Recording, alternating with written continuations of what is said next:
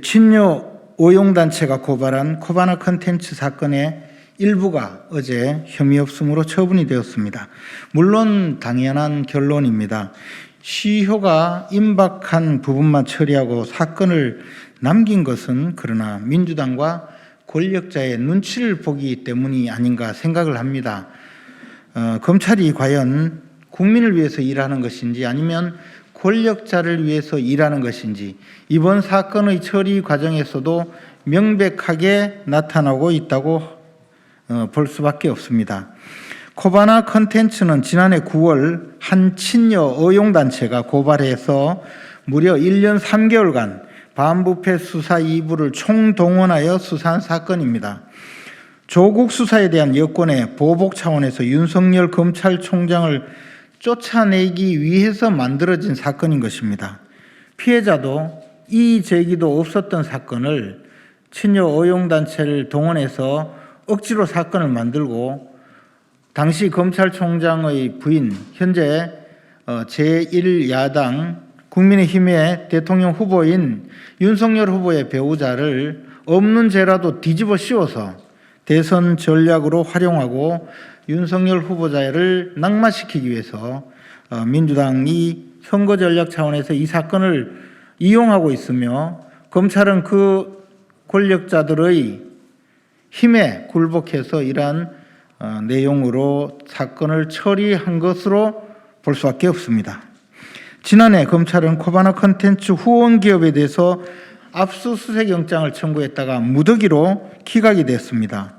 기업 관계자들을 조사하고 관련 자료는 그때 제출받아서 이미 사실관계는 모두 나와 있습니다. 모든 전시회 운영 방법이 유사했는데 르코르지비의 전시 부분만 혐의 없음 처분하는 이유가 무엇인가? 다른 전시회와 달리 볼 이유가 있는가? 생각해 보면 전혀 이유가 없습니다. 즉 모든 사건을 혐의 없음 처분하는 것이 지극히 정당한 사건 처리 방향인 것입니다. 그럼에도 불구하고 이번 사건을 처리함에 있어서 일부 사건은 혐의 없음 처리하고 일부 사건은 캐비넷에 넣어두고 계속 수사한다라고 발표한 것은 무엇인가 아직도 수사할 거리가 남아있는 것처럼 연막을 피우고 그 자체로 여권의 선거운동을 도와주려는 듯한 모습이 바로 이번 사건 처리 과정의 실체입니다. 즉 검찰이 부당하게 선거에 개입하는 것입니다. 울산시장 선거 방해 사건 이후 최악의 관건 선거라고 하지 않을 수가 없습니다. 코바나 컨텐츠는 2009년 앤디 워홀전을 시작으로 2015년 마크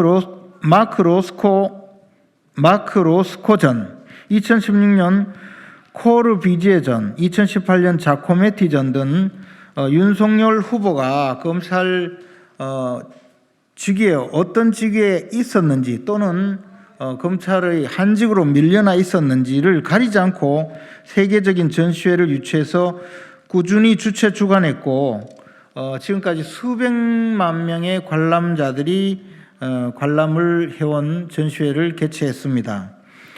유명 전시회 다수의 기업들이 표를 제값대로 내고 사고 홍보물에 기업의 이름을 올린 것을 뇌물이라고 하는 것은 예술계에 대한 과도한 정치적 해석 내지 예술계에 대한 모욕이 아닐까 생각을 합니다.